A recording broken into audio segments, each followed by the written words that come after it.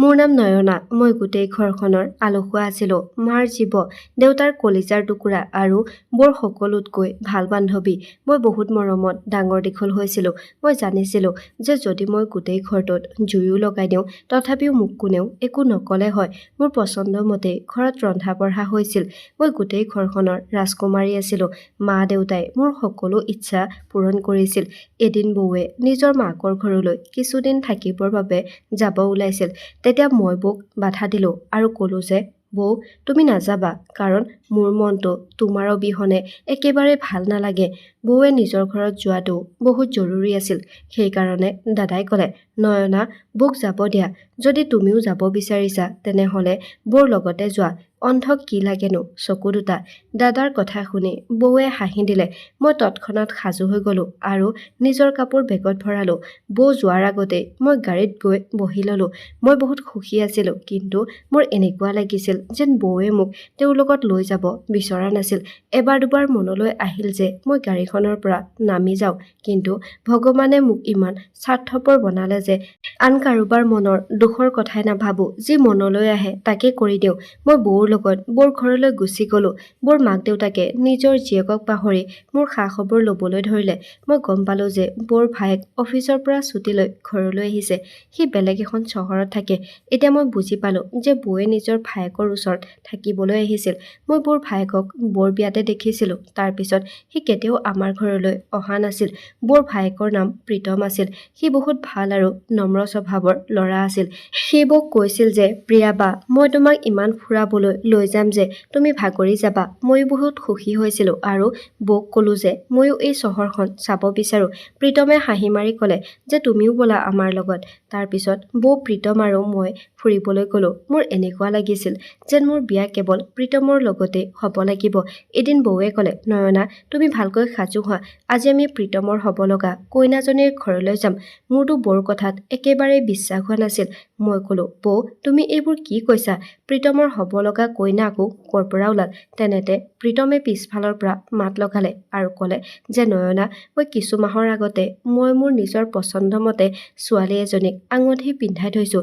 ছোৱালীজনীক মই বহুত ভাল পাওঁ, সেইকাৰণে মই তাইক মনে মনে আঙুঠি পিন্ধাই থৈছিলোঁ। এতিয়া মই ঘৰৰ সকলোকে তাইৰ মাক দেউতাকৰ লগত মোৰ আৰু টিনাৰ বিয়াৰ কথা পাতিবলৈ পঠিয়াব ওলাইছোঁ। প্ৰীতমৰ কথা শুনি মই লগে লগে ক'লোঁ, নহয় প্ৰীতম, বৌৱে এনেকুৱা একো নকৰে। মই তোমাক ভাল পাই পেলাইছোঁ আৰু তোমাৰ বিয়া যদি হয় তেনেহ'লে কেৱল মোৰ লগতেই হ'ব।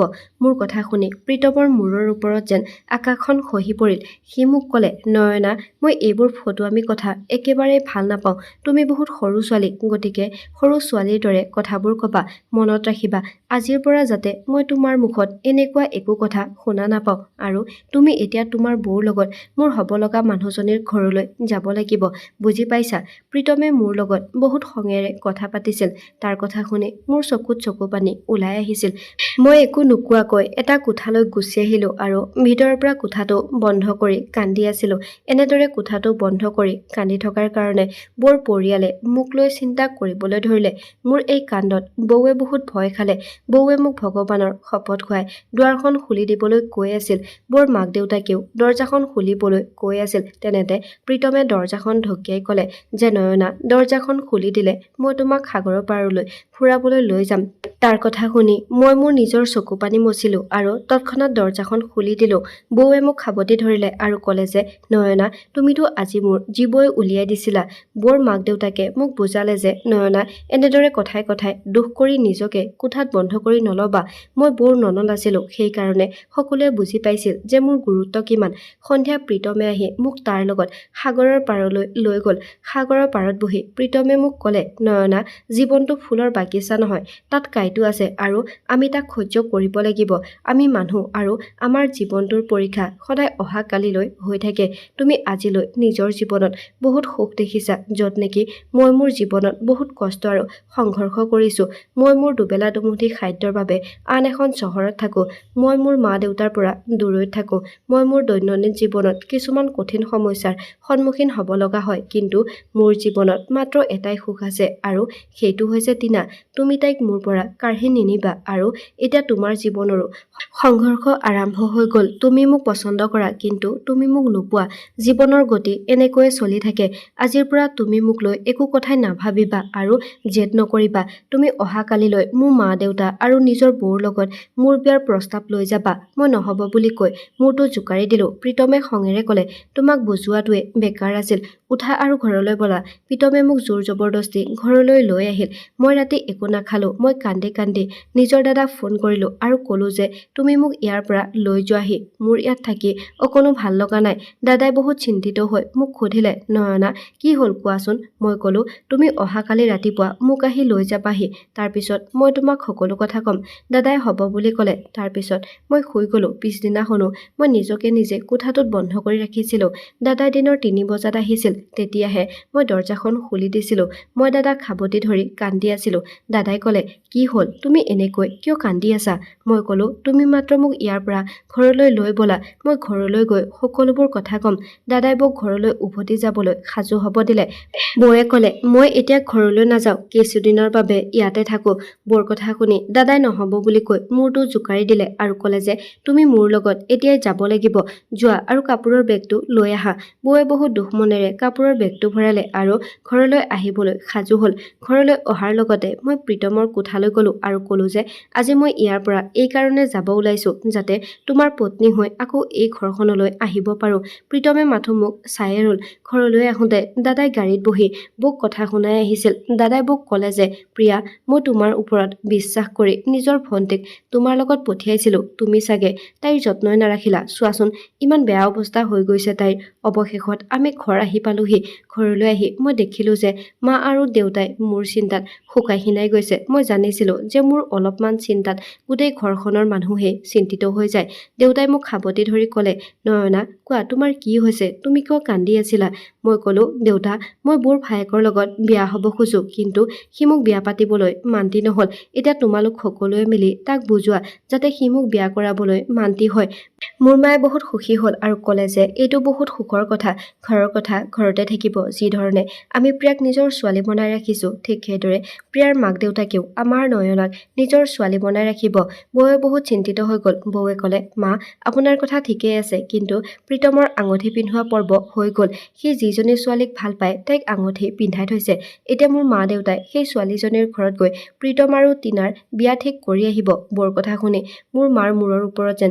আকাশখন খহি পৰিল তেনে হ'ল মায়ে ক'লে প্ৰিয়া তুমিতো এইবোৰ শত্ৰুৰ দৰে কথা কৈছা বেলেগৰতো বিয়া পৰ্যন্ত ভাঙি যায় তেনেহ'লে তোমাৰ ভাইটিৰ আঙুঠি পিন্ধোৱা পৰ্ব ভাঙিব নোৱাৰে নেকি বৌয়ে ক'লে প্ৰীতমে টিনাক বহুত ভাল পায় মা বৌৰ কথা শুনি মোৰ মায়ে খঙতে উঠি গুচি গ'ল আৰু দাদাৰ লগত কথা পাতিলে মায়ে দাদাক ক'লে যে তুমি প্ৰিয়াক কোৱা যে তাই প্ৰীতমৰ বিয়া মোৰ ছোৱালীৰ লগত কৰাই দিয়ে যাতে এতিয়া আমাৰ ঘৰত দিনে ৰাতিয়ে এইটো কথাৰ বাবে কাজিয়া হ'ব ধৰিলে মই মাক কৈছিলোঁ যে বৌয়ে যদি মোৰ বিয়া প্ৰীতমৰ লগত কৰাই নিদিয়ে তেতিয়া বৌক দাদাৰ পৰা তালাক দিয়াই দিবা মোৰ কথা মতে মায়ে বৌক ক'লে যে যদি নয়নাৰ বিয়া তুমি প্ৰীতমৰ লগত কৰাই নিদিয়া তেতিয়া মই তোমাক তালাক দিয়াই দিম তেতিয়া বৌ বহুত বেছি চিন্তিত হৈ গ'ল আৰু বৌয়ে নিজৰ মাকৰ ঘৰত ফোনৰ ওপৰত ফোন কৰিবলৈ ধৰিলে কিন্তু বৌৰ কথা বৌৰ ঘৰত কোনেও নুশুনিলে এদিন মই ঘৰত এইটো ধমকি দিছিলোঁ যে মই আত্মহত্যা কৰিম যদি প্ৰীতমে মোক বিয়া নাপাতে সেইদিনাখন দাদাই বৌক ঠেলা মাৰি ঘৰৰ পৰা উলিয়াই দিলে দাদাই বৌক কৈছিল তুমি এইখন ঘৰত তেতিয়াহে আহিব পাৰিবা যেতিয়া নেকি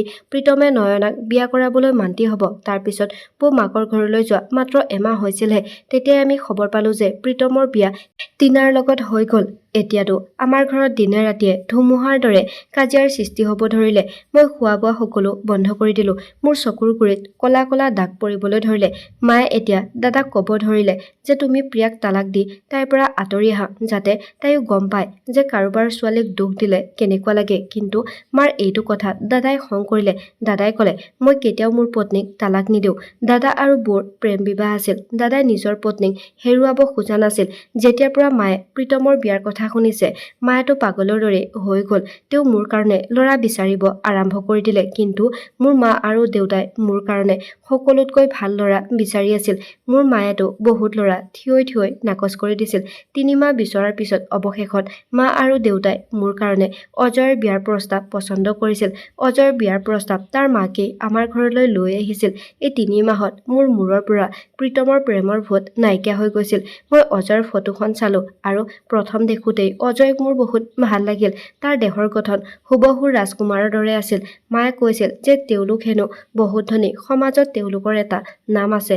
মই বহুত সুখী হলো। এতিয়া মোৰ বিয়াৰ যো-জা আৰম্ভ হ'ব ধৰিলে। দাদাই মাক ক'লে যে মই প্ৰিয়াক ঘৰলৈ আনিব বিচাৰো।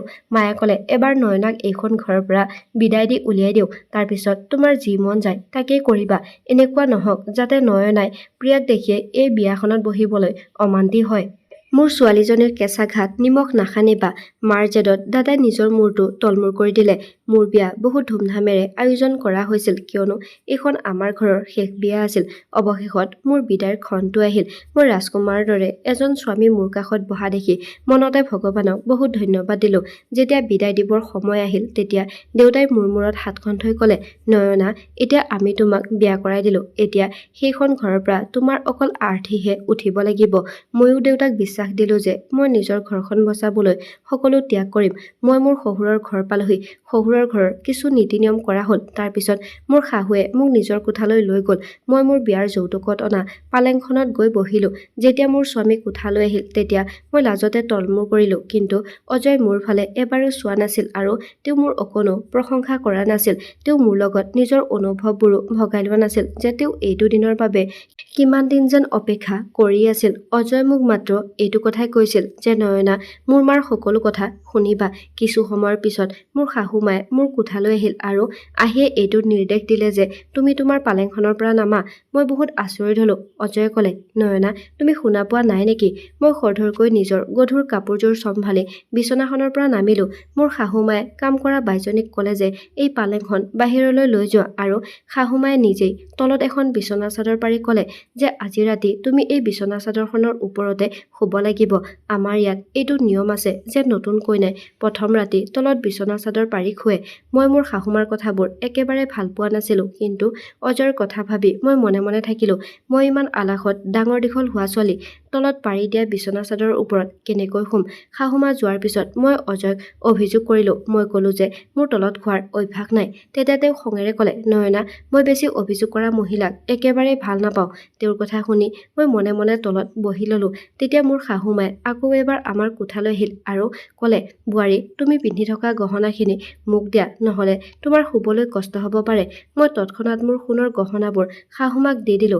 শাহুমাই কোঠাটোৰ পৰা বাহিৰলৈ ওলাই গ'ল আৰু মই আকৌ এবাৰ তলত পাৰি থোৱা বিচনা চাদৰখনৰ ওপৰত বহি ললো। কিন্তু বিচনা চাদৰখনত বহাৰ কিছু সময়ৰ পিছতেই মোৰ বহুত টোপনি আহিবলৈ ধৰিলে। মই লগে লগে টোপনিত লালকাল দি শুই পৰিলো। ৰাতিপুৱা মোৰ চকু বহু দেৰিকৈ খোল খালে। মই গোটেই কোঠাটো চালো। তেতিয়া কিবা এটা আচহুৱা যেন অনুভৱ হ'ল, কিন্তু যেতিয়া মোৰ চকু বিচনা চাদৰখনৰ ওপৰত পৰিল, তেতিয়া মোৰ ভৰিৰ তলৰ মাটি নোহোৱা হৈ গ'ল। মই কঁপি থকা হাতেৰে সেই চিঠিখন খুলি চালো। তেতিয়া তাত লিখা আছিল যে নয়না, তোমাৰ এইখন চিঠি পঢ়ি বহুত দুখ লাগিব। মই জানো তুমি বহুত কান্দিবা, নিজকে নিজে চৰ মাৰিবা। তুমি বুজিয়ে নাপাবা যে তোমাৰ লগত এনেকুৱা কিয় হ'ল, কিন্তু মই তোমাৰ পৰা সঁচা কথা লুকুৱাব বিচৰা নাই। মই অজয় নহয়। মইতো অজয় হোৱাৰ নাটক কৰিছিলো। মই এজন ডকাইত, আৰু যিগৰাকী মহিলা মোৰ মা হৈ তোমালোকৰ ঘৰত মোৰ বিয়াৰ প্ৰস্তাৱ লৈ আহিছিল, সেইগৰাকী মোৰ মা নহয়, আৰু কাম কৰা বাইজনীও মোৰ কোনো নহয়। আমি তিনিওজন এটা ডকাইতৰ গেং আছিলো। মই দেখিবলৈ বহুত ভাল আৰু ধুনীয়া আছিলো। সেইকাৰণে আমি এই ব্যৱসায়টো কৰি আহিছো।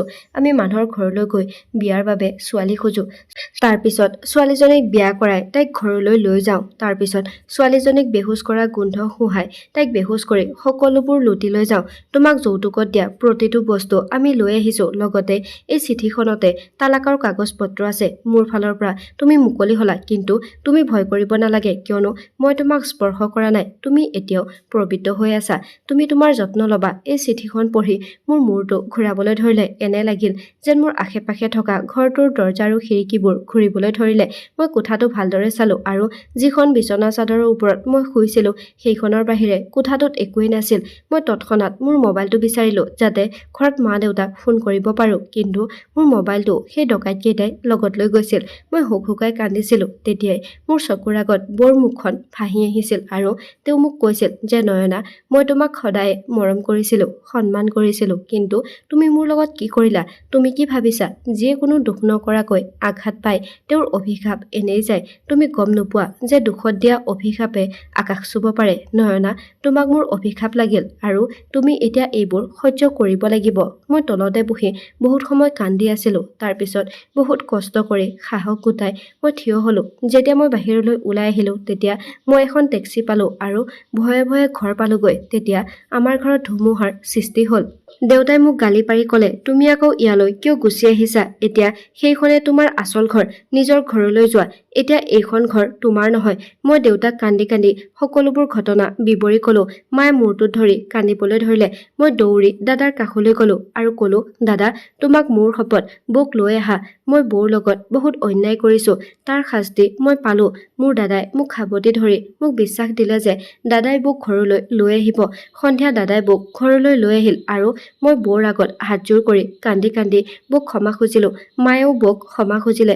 বৌয়ে মোক সাবটি ধৰি ক'লে, তুমিতো মোৰ ভণ্টি হোৱা, মই কেতিয়াও তোমাৰ বাবে বেয়া চিন্তা কৰা নাই। তুমি একো চিন্তা নকৰিবা, ভগৱানে সকলো ঠিক কৰি দিব। প্ৰীতমৰ ঘৰত এজনী ছোৱালী সন্তান জন্ম হ'ল। সকলোৱে বহুত সুখী আছিল। মোৰ অন্তৰত বহুত গভীৰভাৱে দুখ বিয়পি পৰিছিল। যদি প্ৰীতমে মোক নিজৰ কৰি ল'লে হয় তেতিয়া হয়তো মই ইমান দুখ সহিব নালাগিল হয়। এইকেইদিনতে মোৰ এজনী বান্ধৱীয়ে নিজৰ ভায়েকৰ বিয়াৰ প্ৰস্তাৱ মোৰ কাৰণে লৈ আহিছিল। মা আৰু দেউতাৰ এই প্ৰস্তাৱটো পচন্দ হ'ল। ময়ো মূৰটো তলমূৰ কৰি হ'ব বুলি ক'লো, কিন্তু এইবাৰ মই অন্তৰেৰে একোৱে আশা কৰা নাছিলোঁ। তাৰপিছত জিতেনৰ কইনা হৈ মই বিচনাখনত বহি আছিলোঁ। জিতেনে মোৰ উৰণিখন উঠালে।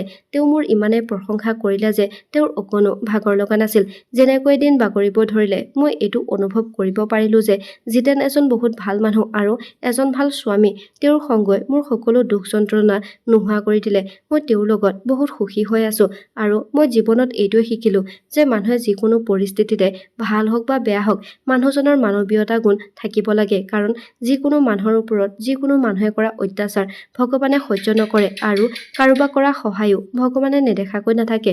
বন্ধু-বান্ধৱীসকল, আজিৰ কাহিনীটো শুনি কেনে পালে তলত কমেণ্ট কৰি জনাবলৈ নাপাহৰিব আৰু যদি আপুনি আমাৰ চেনেলটোত নতুন হয় তেনেহ'লে চেনেলটো ছাবস্ক্ৰাইব কৰিবলৈ নাপাহৰিব। ধন্যবাদ।